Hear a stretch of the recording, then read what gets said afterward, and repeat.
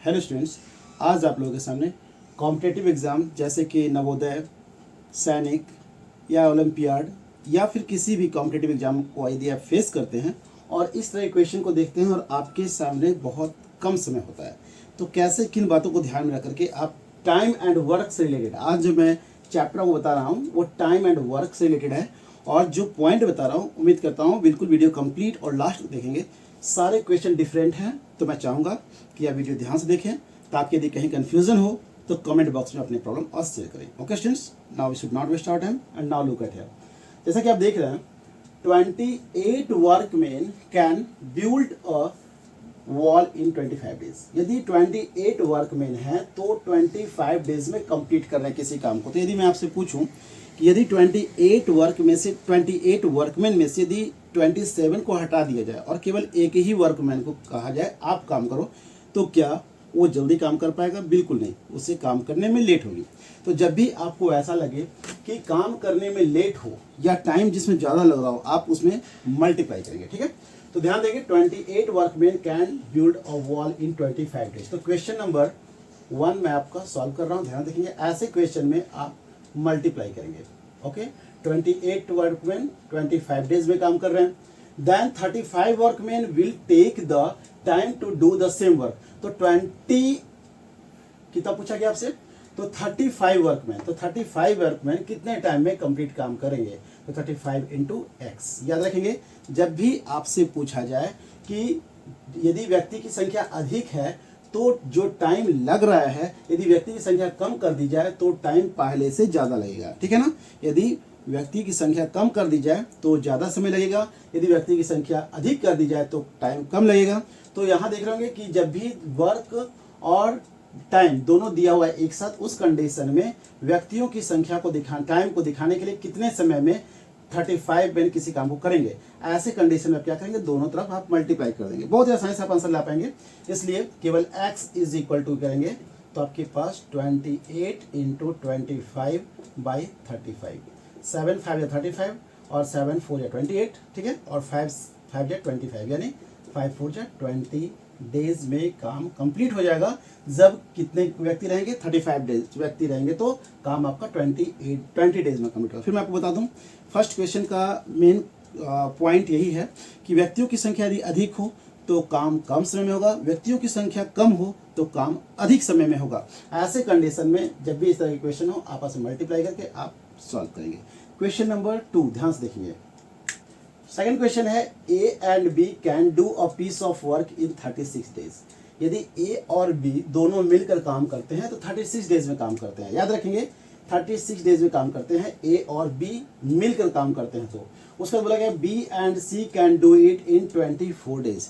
B और C इसी काम को करते हैं 24 डेज में मिल करके। C and A can do it in 18 days. C और ए मिलकर इसी काम को करते हैं 18 डेज में। तो the three together could complete the work in, तो तीनों यदि एक साथ काम करें तो कितने दिन में काम करेंगे? तो ऐसे क्वेश्चन कैसे सॉल्व करेंगे, ध्यान देंगे। यदि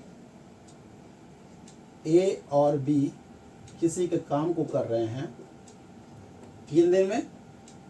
ए और बी 36 डेज में, ए एंड बी 36 डेज में। ठीक है, फिर बोला गया बी एंड सी कर रहे हैं कितने दिन में?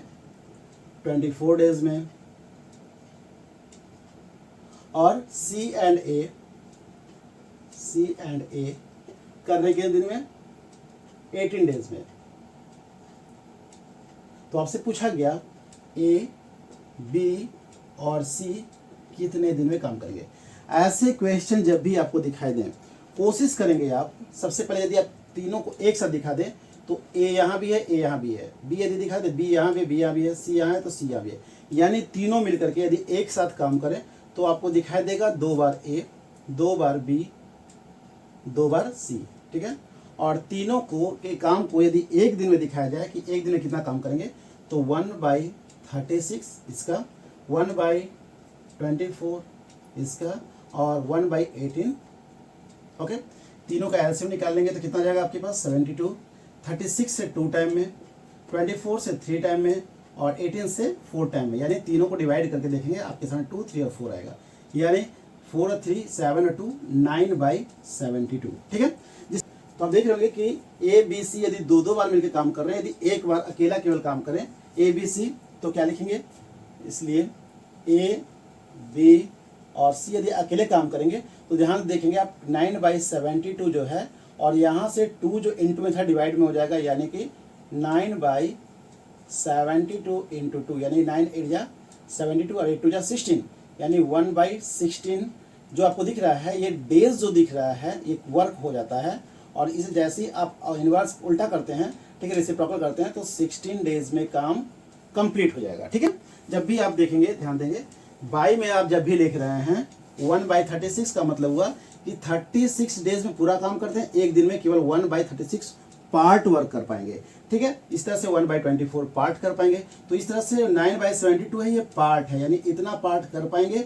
और उसी तरह से यदि तीनों को एक बार में दिखाना हो तो 2 जो इंटू है उसे डिवाइड में लाएंगे तो दिख रहा होगा 1/16, यानी तीनों मिलकर के एक साथ एक दिन काम करें तो आपको दिखाए 1/16 वर्क कर पाएंगे। लेकिन यदि डेज दिखाना हो तो आप उसको इनवर्स, दैट मीन्स कि रेसिप्रोकल कर दें तो 16 आपका न्यूमरेटर में चला जाएगा, तो 16 डेज में आपका काम कंप्लीट हो जाएगा। ओके,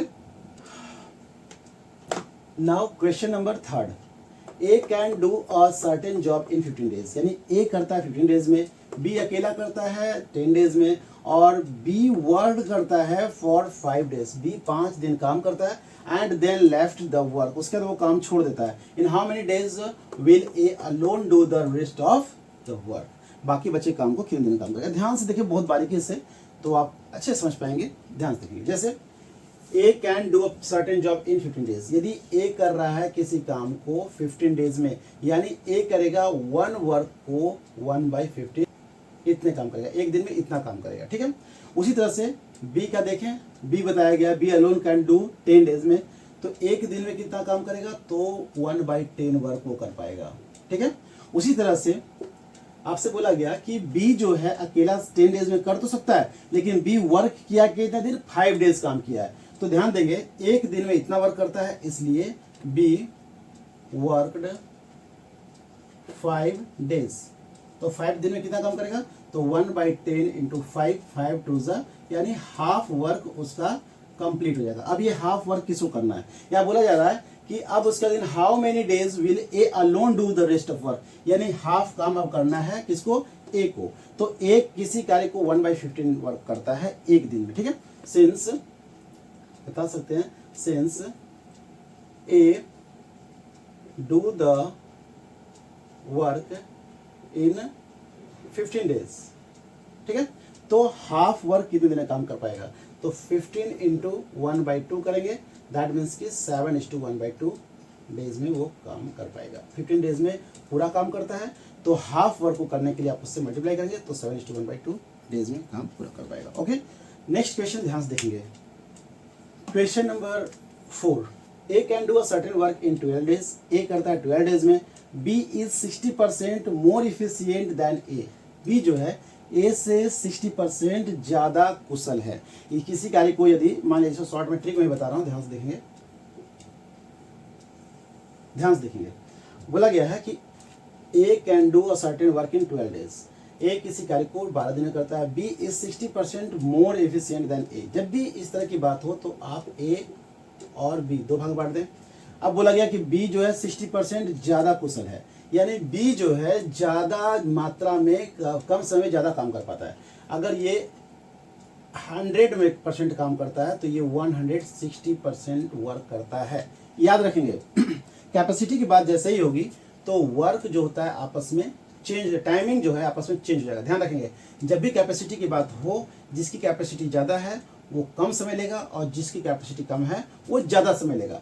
तो ध्यान देंगे, अब अगर इन दोनों को आपस में रेशियो निकाला जाए तो देखेंगे आप दोनों को कैंसिल कर दीजिए, 0 8 2 16 और 5 2 10, यानी यदि दोनों को इंटरचेंज कर दिया जाए तो ये तो आप 8:5 के रेशियो में, जैसा कि मैंने कहा कि इंटरचेंज कर दें। तो जैसा कि देख रहे हैं कि ये कैपेसिटी है और ये उसका टाइम है, ये कैपेसिटी है और ये टाइमिंग है, टाइम उल्टा हो जाता है। ध्यान देंगे, अब क्या बोला जा रहा है, बोला जा रहा है कि A can do a certain work in 12 days. अब ए करा 12 डेज में, 8 के रेशियो को देखेंगे, 8x = 12, इसलिए x = 12/8, यानी 4 2 जा 8 और 4 या 12 यानी 3/2।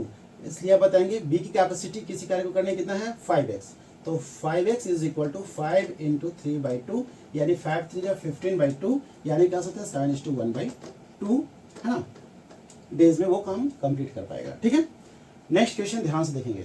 Now the last question, listen carefully, बहुत ही आसानी से बना पाएंगे ऐसे क्वेश्चन को आप कम समय में।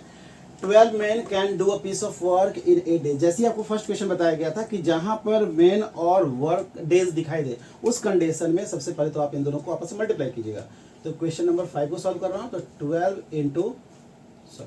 इंटू 8, 12 मैन 8 डेज में काम कंप्लीट करते हैं। ठीक है, और दूसरे साइड में लिखा हुआ है आफ्टर स्टार्टिंग द वर्क, काम करने के बाद फॉर 3 days, 3 दिन तक के लोग काम किए, यानी 12 मैन जो है वो 3 दिन तक काम किए।